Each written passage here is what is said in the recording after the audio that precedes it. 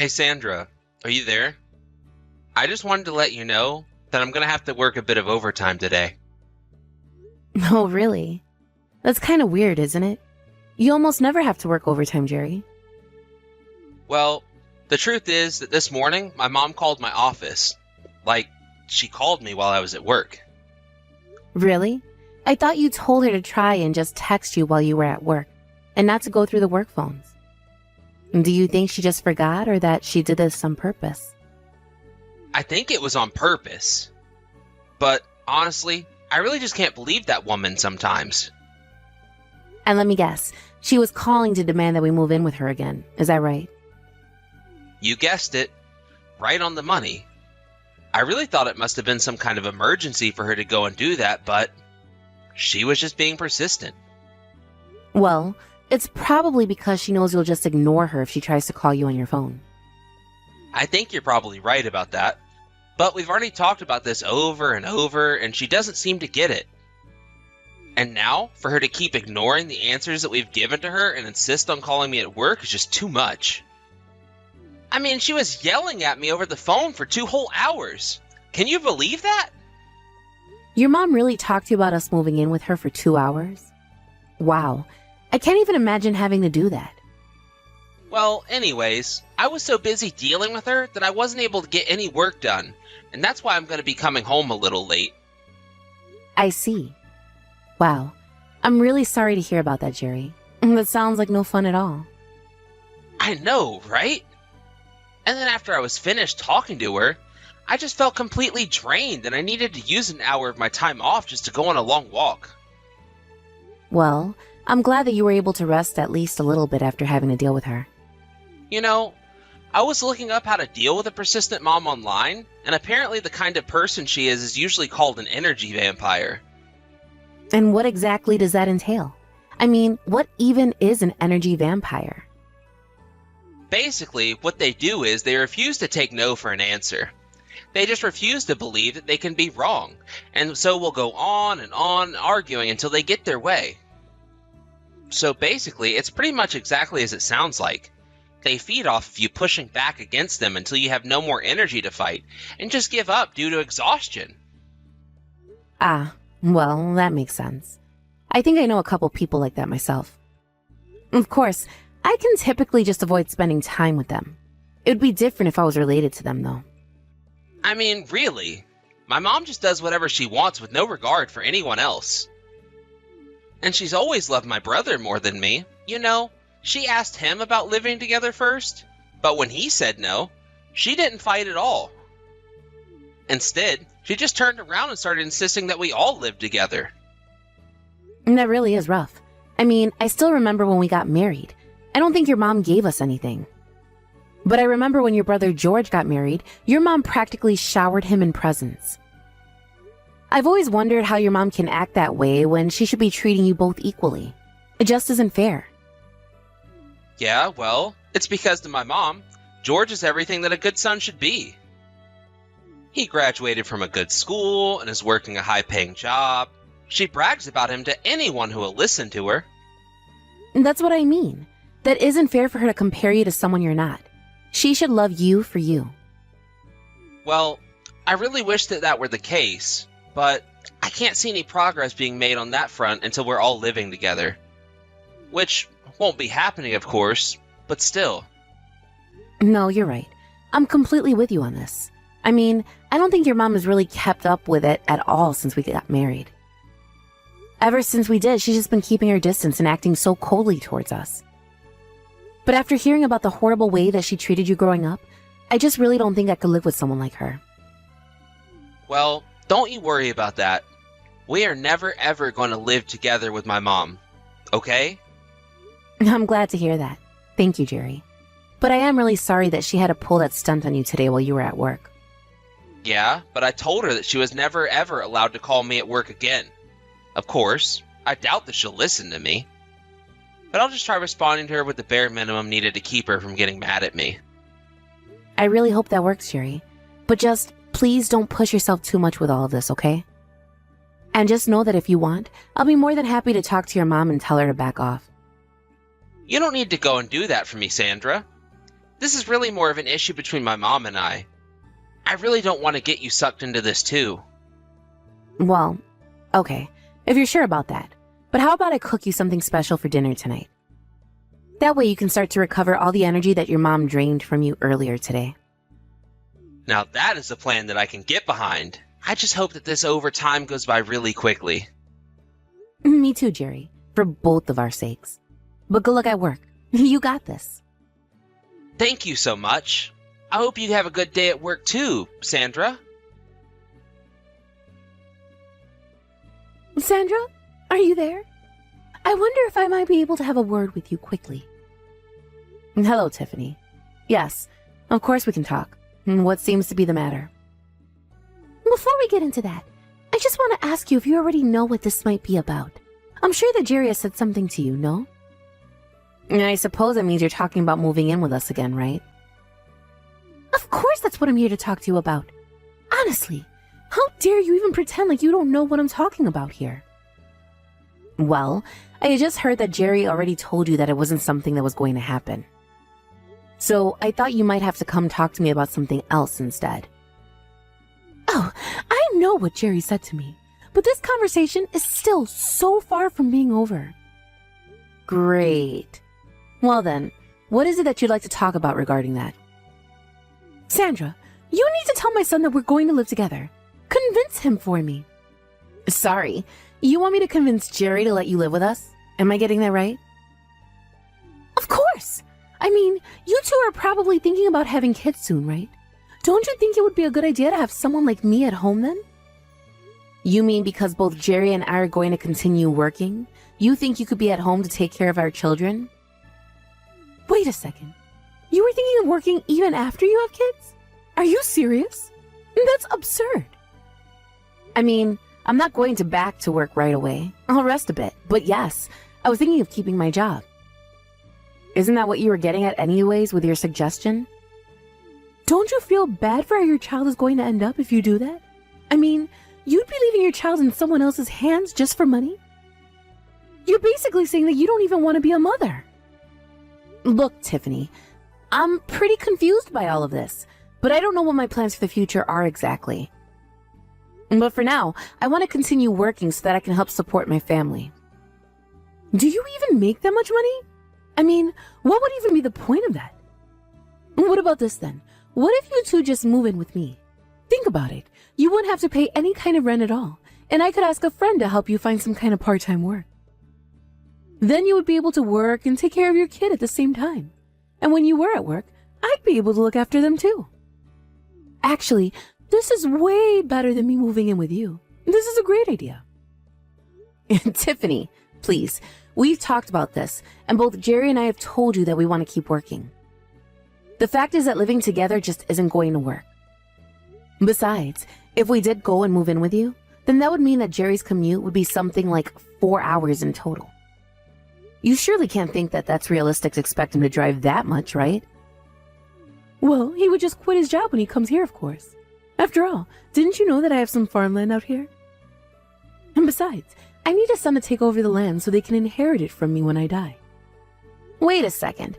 I thought that when your husband died, he said that he'd like his land to be worked by any of his relatives, but that it didn't really matter who. Well, sure. But if my son comes to live with me, then obviously that's a different story, right? Well, I thought that you were where you wanted to live with your eldest son, George, anyways, right? So why don't you go and talk to George and see if he wants to take over the family farm instead? Oh, I couldn't do something like that. After all, George has a good job at a really good company. What would be the point of making him toil like a farmer? It's Jerry who has never really been able to accomplish anything in his life at all. So I don't really see the point in him quitting to work the land. I really don't think that you're being too fair to your children at all. In fact, I didn't think we'd be having this conversation like this, but it's obvious that you care about George more than Jerry. Why do you treat Jerry and I like we're worse than your other son and his wife? Well, it's because George is amazing and Jerry is just, well, he's just normal. Besides, I raised those children from when they were born, so if I want them to do something for me now, they don't have a right to say no. And as for you, Your job is to listen to your mother-in-law and agree with whatever she says. Okay, Tiffany. I'm busy working right now, so I'm going to go, okay? You know something, Sandra? This is why I don't like you. You're nothing but a spoiled city girl. Here I am offering a free house and a job on the farm. But I suppose that you're just too good for that, aren't you? Girls like you really make me mad.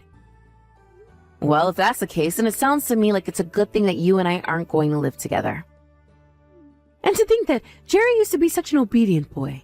It's all your fault. He's changed ever since getting together with you. Well, I think that's good. I'm glad that Jerry has learned how to stand up to you. You don't know anything. You're just a spoiled brat who's not worthy to be my daughter-in-law. I mean, you two have been married for 3 years now, and you haven't even had a baby. You should just break up with my son.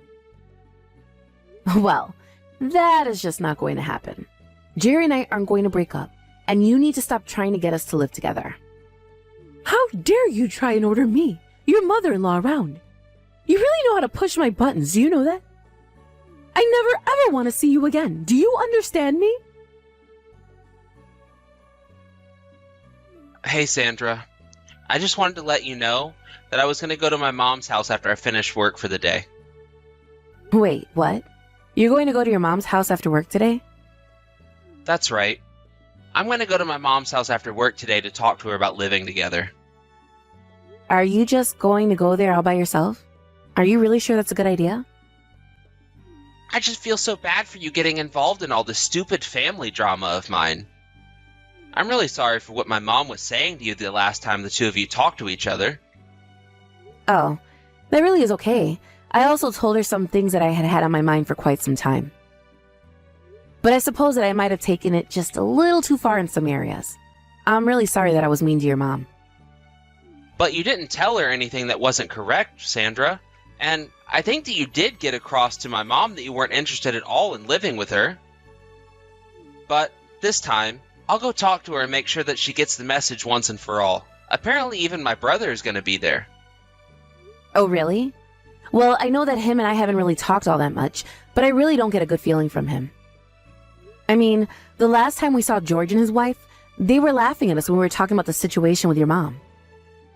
Yeah, well, I guess no one can say that those two don't deserve each other, but it's very true that my mom spoiled George while we were growing up. And I think that's the reason why I kind of have a bit of a superiority complex around other people. Of course, it doesn't help that he's actually managed to make something of his life too. Well, that's what I'm wondering, if it's really a good idea for you to go to your mom's house alone. I mean, it's not like your brother is going there to tell your mom he wants to live with her. He's just going to be there to take your mom's side and put you down. I have no doubt about it. But if things go bad, then I'm going to tell them both that I never want to see them again. Are you really sure about this, Jerry? That's a big step, don't you think? I thought that you wouldn't understand this, but it's been something that I've been thinking of doing for a long time now. I see. Well, okay then. If that's the case, I want you to know that I'll always have your back in this. Thank you so much, Sandra. As long as we can be together, that's all I want. That's all I want as well, Jerry. No matter what happens, that's it. And good luck talking to your mom and brother today, okay? Sandra, I'm so sorry for not getting back to you sooner. You must have been so freaked out when I just said I was going to my mom's and then never said anything else. What? What are you talking about? I mean about how I went to my mom's house to talk about her living together and stuff like that, right? Right. What about it? Well, anyways, I was finally able to see the error in my ways and how wrong I've been this whole time. What in the world are you going on about now, Jerry? I suppose I can't really blame you for being surprised about this, but I've really come to realize that family is the most important thing to me, and I can't turn my back on it. So that's why I'm not going to be going home, and I'll be wanting a divorce. I'll send the paperwork to you in the mail. Just sign it and send it to the courthouse for me, okay? No, seriously. Who even are you right now? My husband is sitting right here next to me. Sandra, what do you mean? It's me, Jerry. I'm the one messaging you right now. Wait a second. This is just Tiffany, isn't it? I really can't believe that you would do something like this. No, it's not. You have to believe me. It really is me. It really isn't, though. I am literally here with Jerry, who came back home a couple of days ago. He told me about how you took his phone from him and tried to lock him in your house to trap him. So there's only one person who would have access to Jerry's phone right now. It's you. Can you please just quit this dumb act already? We really don't mind going to the police and reporting what you've done. Wait a second. The police? You can't be serious about that, right? That's taking things way too far. Haha, I knew it. I knew it was you, Tiffany. No, you're wrong. Well, okay, you're not wrong. But I'm only trying to represent Jerry's best interest here. Oh, really? Then why don't you try telling me what Jerry came back home to me then? You don't understand. He already agreed that we would live together. You don't get to have a say in this at all. He is my son, and what I say goes. Maybe you might be able to speak up if you'd give me a kid already, but you haven't. Is that really what you dislike me so much? Because we haven't had any kids? It's the least you could do. I mean, Jerry's brother is amazing and talented and has a great job. Compared to him, Jerry has nothing going on for himself. He's completely average. And just what is so wrong with being average? But more than that, what has George and his wife ever actually done for you? Of course he has given you plenty to brag about to others, but aside from that, what has he really done? I mean, when your late husband was in the hospital, it was Jerry and I who pulled our money together to help you pay for his bills. Not only that, but even before that, when you two had that big anniversary, we were the ones who paid for the trip. You don't get it. George is the better son, and the proof of that is in the fact that he's too busy to work to do any of that. Well, if you think he's really all that great, then it sounds like he's the one you should be living with. It's clear that you only think of Jerry and I as tools at your disposal, and we're not going to stand for that. How can you tell me something like that when I raised my child ever since he was born? Have you ever told George that to try and get something out of him? Do you really think that doing the bare minimum that a mother should give you control over your children? You only ever talk to us when you need something, and even then, you have to do it in the rudest way possible. We would never ever live with someone like you. I mean, you harassed your own son at work by keeping him on the phone for hours. If you don't leave my husband and I alone, we will call the police and I will sue you. So if that's what you want, then keep this up. You mean that you would really call the police and sue a member of your own family? I don't think that Jerry would stand for that one bit. Okay then, why don't you test that theory of yours then, huh? Because we've told you what's going to happen if you do. As of now, Jerry and I never want anything to do with you or the rest of your family again. You mean you're going to just try and cut me out of your lives? You can't do this to me. Jerry would never go along with this. Actually, it was Jerry's idea to do so. He told me that if you didn't listen to him when he went to talk to you, that's what he would do. But you took things way farther than just not listening to him, didn't you? You tried to imprison him in your own home. And you got Jerry's brother to help you do it too. Do you really think the police aren't going to do anything about this? Please, don't call the police. They don't need to know about any of this. We won't call the police or tell anyone about what you've done as long as you leave us alone. Sandra, you really have to understand something. I have raised my boys from birth. And sure, I said plenty of horrible things to Jerry, and I put him down his whole life. But it doesn't mean that I don't love him. And I suppose it's that same love that drove you to try and kidnap your own son, right? The fact is that Jerry and I have been there for you in every way that we were able to. And you only ever spit that kindness back in our faces. If you want to talk to us again, then I recommend finding a good lawyer first, because they're going to be the ones doing most of the talking. How can you do this to me? How can you try to take my own son? My own flesh and blood from me. Don't you know that I carried him inside me for 9 long months? And you made his life very difficult for several times that amount of time. You've had your chance to change, but now it's clear that you never will. As long as you stay away from us, we won't have any problems.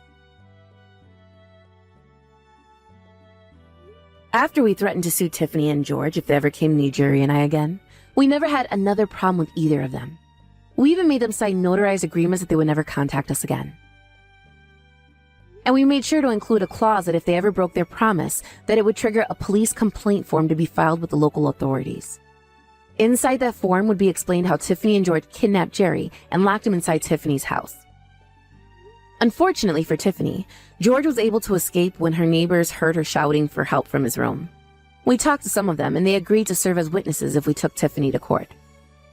It turns out that Tiffany already had a terrible reputation in the neighborhood for how mean she was. But with this little event, rumors about what she had done again began flying around her neighborhood without us having to do anything.